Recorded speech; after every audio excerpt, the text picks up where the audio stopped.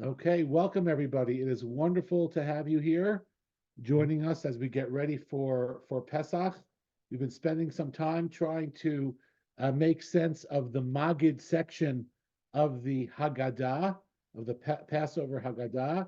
The Maggid section is the main section of the Haggadah where we fulfill the mitzvah of telling the story of Yetziat Mitzrayim. We fulfill the mitzvah of telling the story of our ancestors leaving Egypt.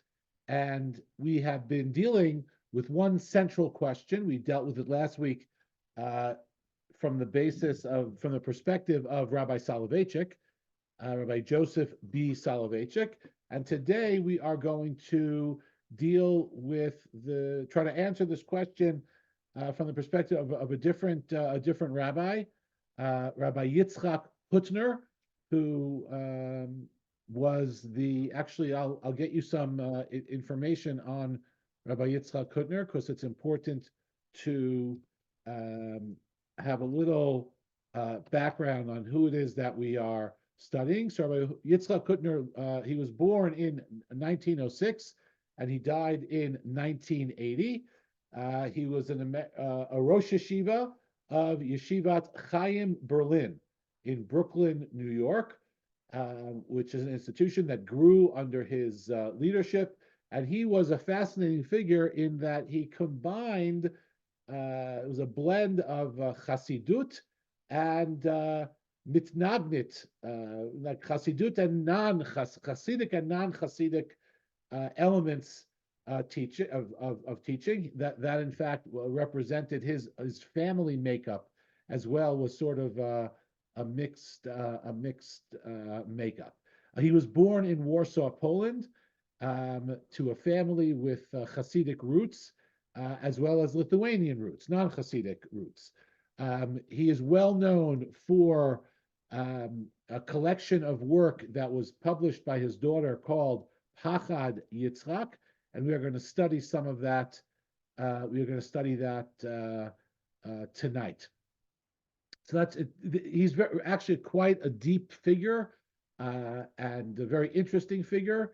And there's a lot to say about him and to spend time on his biography, which we're not going to do tonight. But he is a really, really interesting figure. And I'm hopeful that we are going to appreciate some of his teachings tonight. So let's get back to sharing the screen now. And we will get to... Rabbi, I think Marcia has a question. Oh, yes. Okay, Marcia, I didn't see you. Yes. Thank you. Marcia, do you have a question? Yes, can you hear me? I can, now, yes. Is he related to our cantor Hutner here in Denver? No, this is Hutner. Hutner. Oh, Hutner. Sorry. Different name. Yeah, different name. No worries. Okay. Thank you.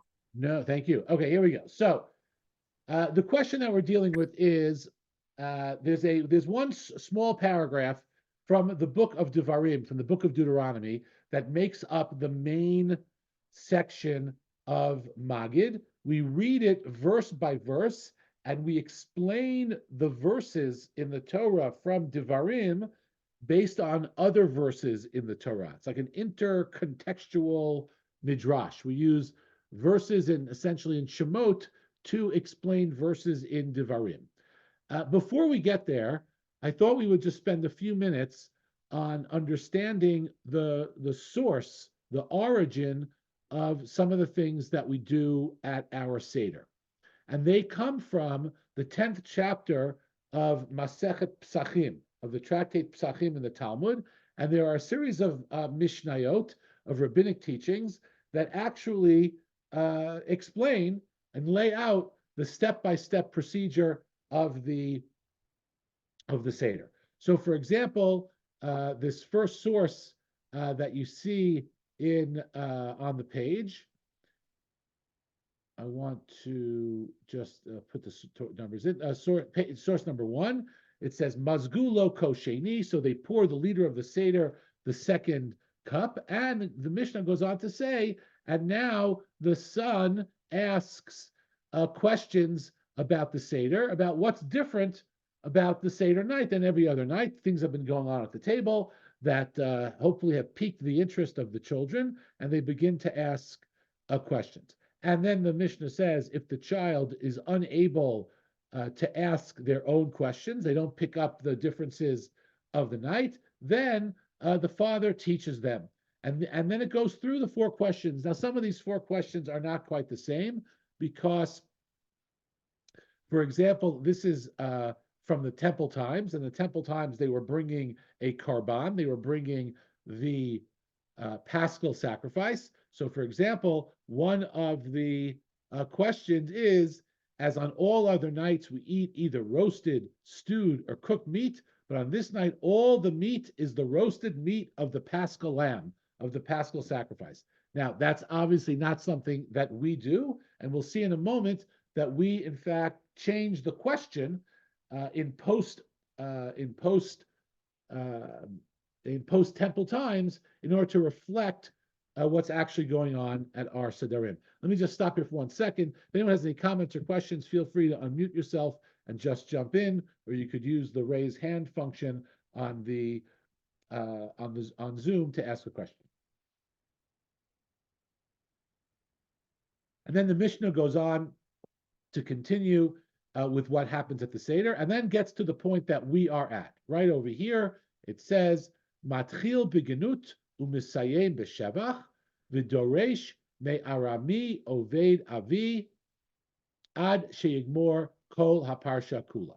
This is rather important.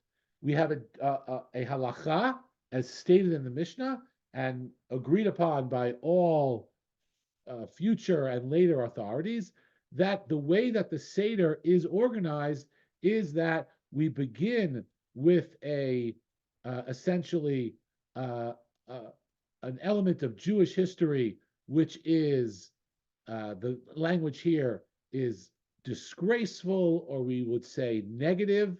So I'm trying to highlight it, but it's not seem to be working. Negative, and then we finally get to something that is positive. Oh, here we go. And this is the section highlighted down below. He begins, meaning the Seder leader begins with the Jewish people's disgrace and concludes with their glory.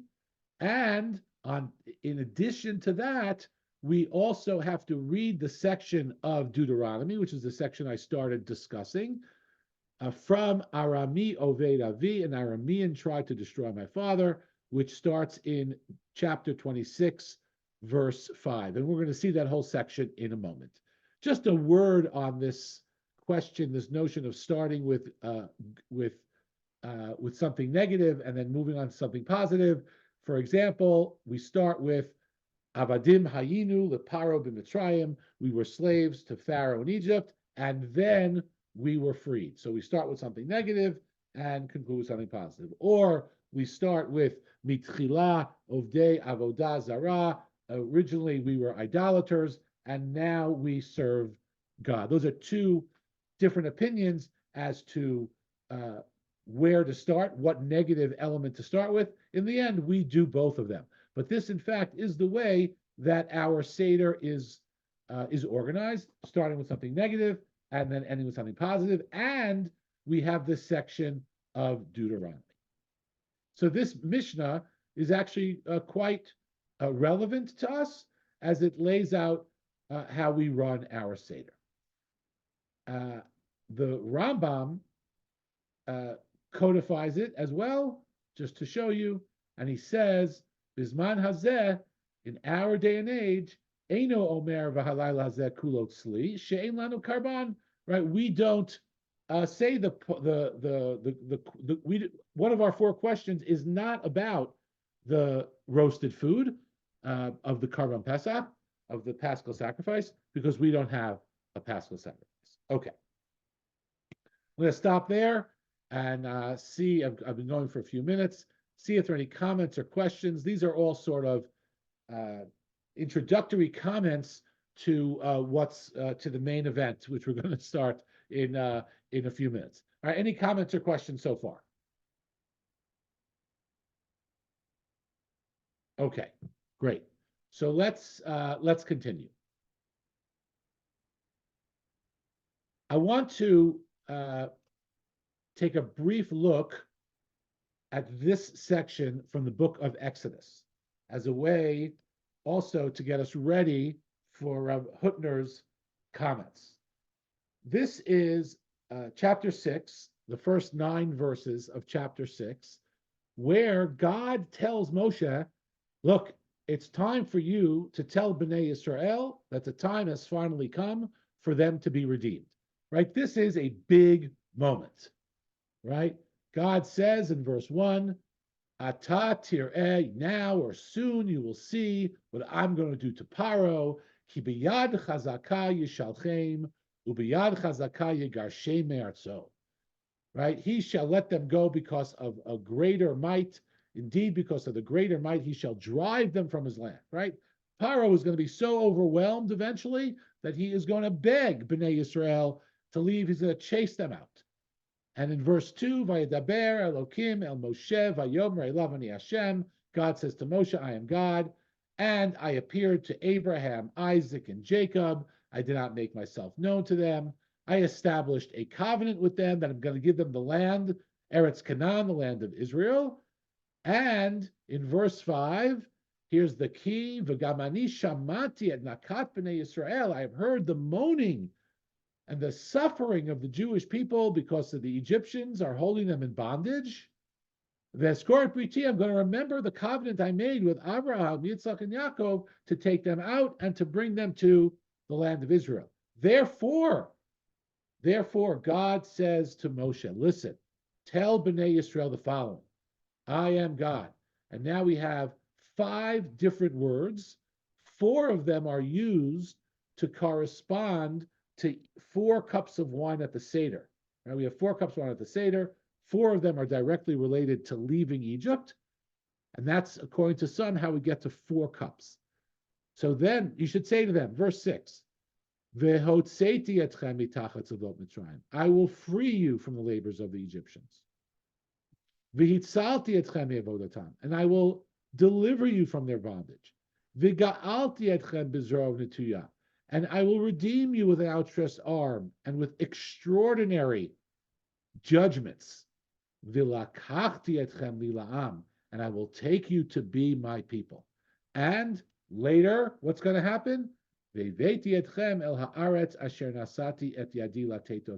I will bring you into the land which I swore to give to the people. This is quite an announcement. Does anyone know what happened when Moshe relayed this message to the Jewish people? Anyone remember? Feel free to unmute yourself. What was their reaction?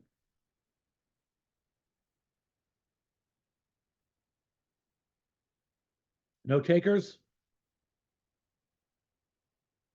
Going once? Okay, Marcia. Well, I don't know, but my guess is that they were very hesitant and not all were too thrilled with this idea. Okay, what would you have expected their response to be? One of kind of surprise or shocked or what's going on? What does he mean? What's he taught? How can we do this? Okay. Negativity. Okay. Anyone else want to share what they think? Well, I mean, put yourself in Bnei Israel's shoes. You're enslaved for hundreds of years, and finally, Moshe comes and tells you it's all over. We're getting out. Mm-hmm. How would you have reacted? Stacy, Aviva. Cool. So it's interesting because this is one of the things that I've kind of been doing some writing about is the mindset of someone who has been enslaved, is that many times you begin to define yourself and your own identity in relationship to your oppressor and the oppression. And so you're more comfortable in that situation, and your identity, not only is you're thinking about freedom, you're thinking about, well, what's my identity now? Who am I if I'm not in relationship to this system of oppression or this oppressor, because you Right. haven't yet established your own identity. So I think it would be a fear of, well, then who am I now? Okay. Who am I That going to is become? nice. Okay, that is very, very beautiful. Okay, and deep. Okay, thank you. Anyone else want to share what they thought, what they think B'nai Israel's response would have been, or what they know B'nai Israel's response was? All right, well, B'nai Israel says, we have here in verse number 9, Vayadaber Moshe Kain el B'nai Israel. Moshe does exactly what God tells him to do. He goes and tells B'nai Israel, you're going to be freed, you're going to be delivered, you're going to be redeemed, you're going to be, God's going to take you as his own, then you're going to be taken to the land of Israel. And what happens? V'lo shamu el Moshe mikotzer ruach ume avodah kasha. They did not listen to him. They could not hear it, perhaps based on because of what Stacy Aviva said, because of the cruel bondage. They identified themselves with that, or they just couldn't imagine it was true. I mean, a much more prosaic answer, they just couldn't imagine being free. I mean, like Marcia said, it's up against Paro. It's the greatest power in the world. How are we going to get out? What's going to happen? Different ways to look at it. We have a friendly machloket between Marcia and Stacy Aviva. That's beautiful. Different ways to look at these psukim. So that's great. Rabbi, Yes, Marcia. you know where you stand if you're a slave. There Yeah. isn't, you're not making any of your own decisions, so you know where you stand, and that's it. So it's this paradox of slavery. Correct. Yes. Okay. Uh, Okay. All right, let's keep going. Those are two beautiful answers. And now we're going to, I want to look for a moment before we get to Rav Hutner. I want to look for a moment at the section that we actually do say as part of the Maggid. And then we'll put everything that we've studied together with a paragraph from Rabbi Henkin. So this is the paragraph, source number 1, that is the centerpiece of Maggid, the centerpiece of telling the story of the Exodus from Egypt. V'anita, and it comes from Devarim, and it has, in context, it has nothing to do with the Exodus from Egypt. For those of you who were on last time, in context, this is what's called vidui bikurim. This is what the farmer says when the farmer brings their first fruits, their first crop to Jerusalem. It's an obligation every year to bring your first crop to Jerusalem. In context, it has nothing to do with the Exodus from Egypt. It mentions it, but again, the context is not about that. You will recite before God, Arami Oved Avi, Vayered Mitzrayim, Vayagar Sham B'mtei Ma'at V'yisham L'goy Gadol. My father was a fugitive Aramean. He went down to Egypt with meager numbers, and he became great and populous there. But the Egyptians dealt harshly with us and oppressed us, and they imposed heavy labor on us. 7. We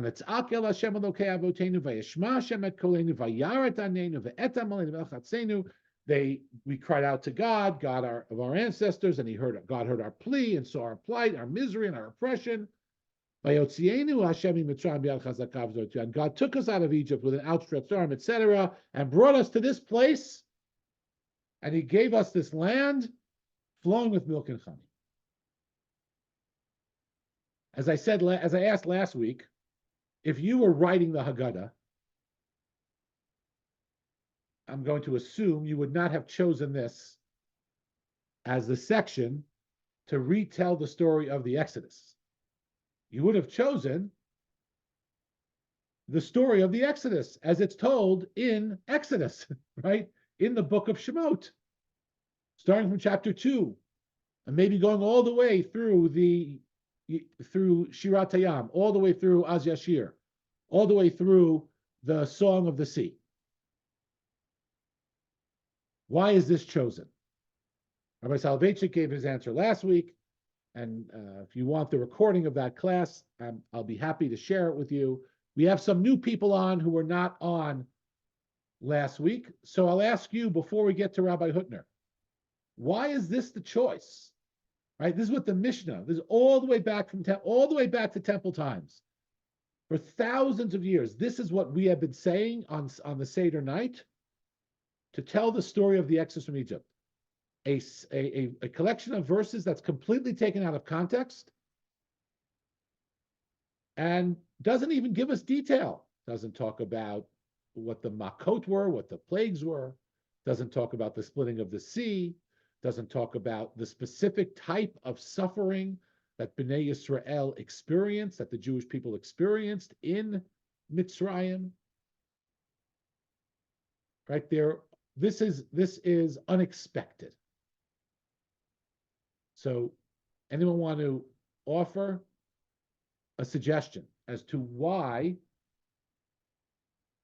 this is the centerpiece of the Seder?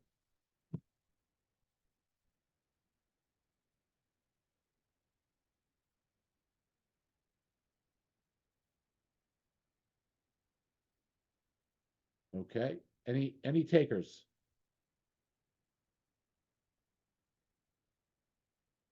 Okay, if there are no takers, then we're going to jump to see Rabbi Hutner's view of this.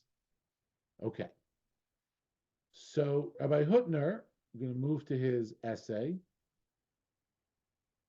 Did everyone see the screen just change to something different? Great, okay. So the essay is in Hebrew. I'm going to read slowly and translate as we go.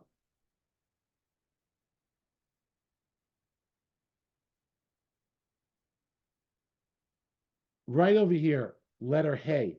Did everyone see my cursor circling around letter Hey? Okay. V'achshav aleinu lefaresh ma'inyan harshat mikra bikurim lahaggadah. Now we have to explain what does the section of bikurim, of the first fruits, have to do with the Haggadah. V'lo od, and not only that, ela sheharambam hidgish she'el parsha zu marbim b'derushay hamilim. The Rambam adds that the way to properly do this, Maimonides adds, the way to properly do the Seder is to add a great deal of explanation to each verse, which is what we do. Right? What we do this at the Seder. We read 2 lines of this section in Deuteronomy and have 4 lines of explanation, 3 words of this section of a verse in Deuteronomy, and 3 lines of commentary. Then we do 3 more words, and then we have another 3 or 4 lines of commentary. This is the longest part of the Seder because we take these 5 verses and we dissect them almost word by word to get to the most exact and deep meaning of these words. And so the Rabbi Hutner continues, and we're going to pick him up right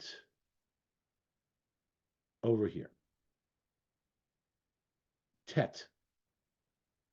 The tzarich ladat, Rabbi Hutner says, we have to realize something about what was going on during Yetziat Mitzrayim. What was going on at the time of the Exodus from Egypt. Let's just review for a moment. The Jewish people get out of Egypt, according to rabbinic commentary, just in time. Right? They were just about to lose their own identity. Again, along the lines of Stacy Aviva. Right? They were just about to lose their identity and be completely swallowed up, maybe by choice, into the culture of Egypt. We offered a Karban Pesach, right? We offered the Paschal sacrifice, despite that being a very frightening reality, right? Because the animals were sort of sacred to the Egyptians, and to sacrifice those animals was a direct affront to Egyptian sensibilities. But nonetheless, they did it. And then Bnei Yisrael saw the Egyptians have to endure the 10 makot, the 10 plagues. And then there we sang a song of gratitude and thanksgiving to God when we crossed the sea. And the rabbis say that even the greatest prophets did not experience the type of direct access to God that the average Jew had at Yetziat Mitzrayim, at the splitting of the sea. Right? This was the formation of our nation. Right? This was a huge moment. However, there was some unfinished business going on here. Remember, we said that Bnei Yisrael had a negative reaction to the news that Moshe delivered on God's behalf, that the Jewish people were going to be spared, finally, and be taken out of Mitzrayim. They did not believe it. They did not accept it. So let's now read number 9. The tzarich ladat, right here where my cursor is floating. The tzarich ladat, we have to know, says Rabbi Hutner, shegam acharei yitziat Mitzrayim, nishar livnei Yisrael chov echad litakein. That even after leaving Egypt, the Jewish people had some unfinished business. In Rabbi Hutner's words, they had one debt that still had to be paid, or one debt that had to be repaired or fixed. She'acharei kol hatovot shena'asu lahem, after all of the good that was done for Bnei Yisrael. V'chol hatikun lekilkul hagalut, and all of the repair of being in exile. Halo b'shato, at the time when the news was delivered, katuv, it says, Lo shamu el Moshe mikotzer ruach u'me'avodah kasha. They didn't listen to Moshe. They didn't believe Moshe. They didn't accept what he had to say. Could mean a lot. Could mean all of these different things, right? Ve'im kain nisheret tiviyah al oto halo shamu hane'emeret bereish parshat va'era sheba ne'emru dalad l'shonot shagu'ula. So Rabbi Hutner was saying there's still some sort of issue, I'm not sure what word to use, some sort of issue that Bnei Yisrael still has to deal with by virtue of the fact that they basically told Moshe to take a hike when God said he was going to deliver them. There was some tikkun, some fix that still had to be made for Bnei Yisrael's unwillingness to forcefully break free from their slavery.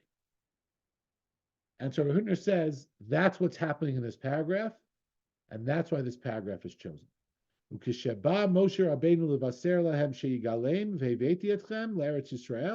And furthermore, when Moshe came to tell them that he was going to bring them, that God was going to bring them to the land of Israel, lo kiblu et hadvarim. They did not accept the words, his words. But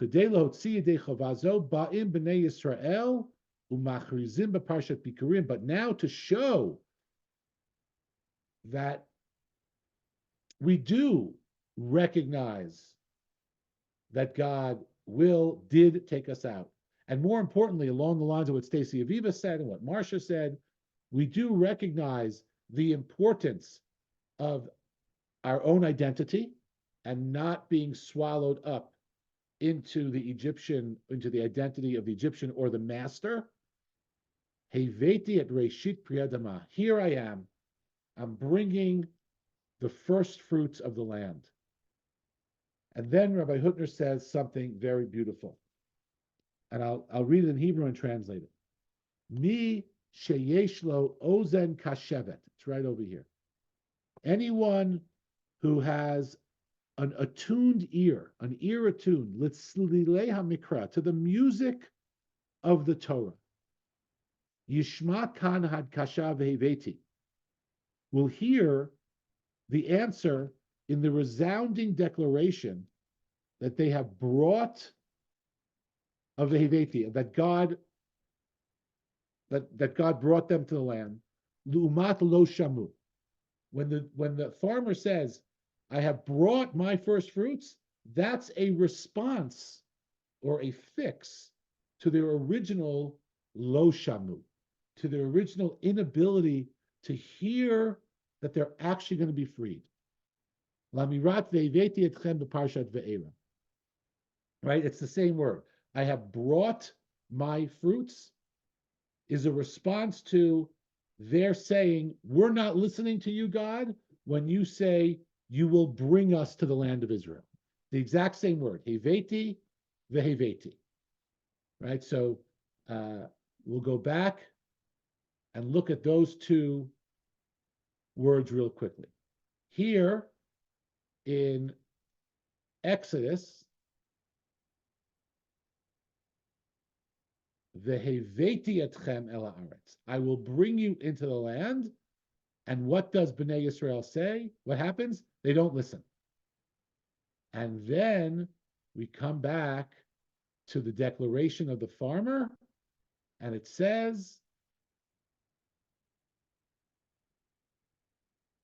over here,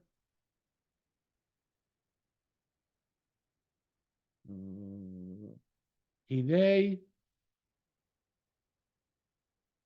I can't find it. He says, here I have brought, right, Meireshit, Puri, I have brought of the, I'm sorry, it's the next verses. You have brought us the land, and here it is, I left it out, sorry. Here, behold, I have brought the first fruits, the first crop of the land. Right? So that use of the same word is a key, a clue to Rav Hutner that these two sections of the Torah are connected. One is a response to the other. Im kain, b'parshat mikra bikurim yesh aniyah. There's a response in Bikurim, or an answer. Yesh tshuva v'tikun lahalo shamu. There's a fix and a correction to Bnei Yisrael's first not listening. V'nikreit parshat nikra bikurim b'lashon aniyah lumat hasipur b'chlal shenikra lashon Haggadah. And here, this Bikurim is called an answer, and not like the rest of the Haggadah, which is called a story, because an answer is an attempt to respond to something that we did. I'm answering for what I did. And so I'm going to explain in great detail why what I said back there was a temporary mistake, but now in fact, I get it.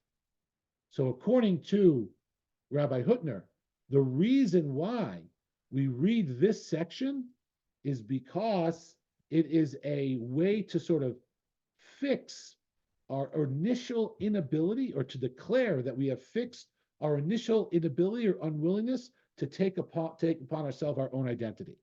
And I really like the way that Stacy Aviva put it, and that Marcia put it, that this is a question of an inability or unwillingness to look at oneself as different from their oppressor.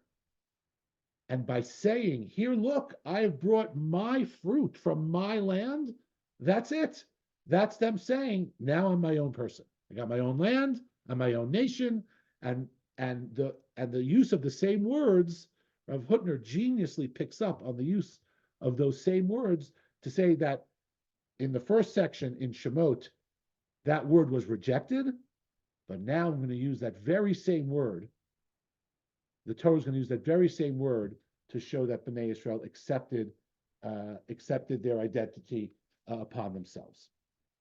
And I think that it's just a beautiful expression of that took Bnei Israel the time to be able to accept that reality. And they may have not been ready to accept it at the time of Yetziat Mitzrayim. And so God just took them out. And over time, they were able to develop that sense of independence and their sense of identity. And that section in Deuteronomy, which serves as the centerpiece of the Haggadah, sort of proves that point because the farmers are the ones who declare it. Bnei Yisrael themselves are the ones who declare it. So last week we had Rabbi Soloveitchik's approach that had to do with Thanksgiving and the land of Israel. And this week, Rabbi Hutner's approach is about how we build identity and how we differentiate ourselves and the importance of that and the fact that that could take time. And it was many, many years past, right? Well, Bnei Israel were in the desert. That was the time it took them to really figure this whole thing out, to finally be able to say, Vehiveti, I have brought my own fruit from my land that God gave me. Even though I rejected it earlier, that was because I was suffering from many, many years where I was not given the right to express my own identity. And I finally now, after many years of being able to do it, I'm finally able to declare it. And with that, we'll end and see if anyone has any comments or questions before we say good night. Rabbi, I would love, and you probably put it in the WhatsApp, just the sources for this, because I was actually writing an op-ed on this very thing. And I think that if that this is something I want to put in there that kind of really kind of seals the connection that I was trying to make. So thank you. We'll share it with you for sure. I'll send it to you. Thank you. Thank you. And thank you for framing it that way. I wasn't going to frame it that way at the beginning, so I was thinking about this, but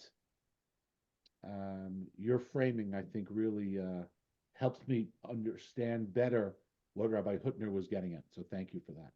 Mm. All right, folks have been very quiet. Let's hear from you. Let's hear Clarissa. Tell me about your Seder. What's your Seder like? Do you read the whole Haggadah? Do you have people? Rabbi, good night. Give me Gotta give me go. some insight into the Cohen family Seder. So Blake and I were like, why don't we tell the story of the Exodus in the Seder? You don't tell the story. So we wrote a play. Nice. And everyone gets cast in the play, and you know. Who are you? What part do you play? I'm the host of the Seder, so that's a big role. Okay, that is a big role. But you know, we kind of assign people on the spot, and You have large Seders, large groups? yeah, well, this year I think we're gonna have, hi honey, you got to go to bed, good night. This year we'll have 20 people. Holy mackerel, that's big. Yeah, it's a All lot right, of people. So and everyone gets a part and a script, or it's ad lib? It's all scripted, and I think we're gonna add a couple more parts to accommodate, you know, we want the children in it. Yeah, for sure. So yeah. Well, that sounds like a blast. All right. Yeah. Great. That sounds like fun. Thank you for sharing. Yeah. Thank you. And thank you for joining the class. It was a treat to have you on. Yeah, this was incredible. I'm so sad I missed last week's. So am I, but I'm glad you're here this week. Yes. Thank you. Great. Great. Good night. Good night, Marcia. Thank you Good for- night. Thank you. Thank you. Stacy Aviva, you going to be with Craig and Hannah? Yes. Nice. Great. Mhm. Great. Okay. And Miriam and Ben, you guys are going to be here somewhere at higher altitude. Where are you going to be? in a higher altitude. in a higher, spiritually and physically. Hopefully so. Yeah, Right. no, it's Right. great up there. It's a nice Seder. Thank you. Great. I Thank you. hope everyone's Seders are great. Hope to see you all before Pesach. Thank you for coming on and for sharing your thoughts and ideas. And I hope to see you all soon. All right. Good night, everybody. Bye-bye. Thank you. Thank you.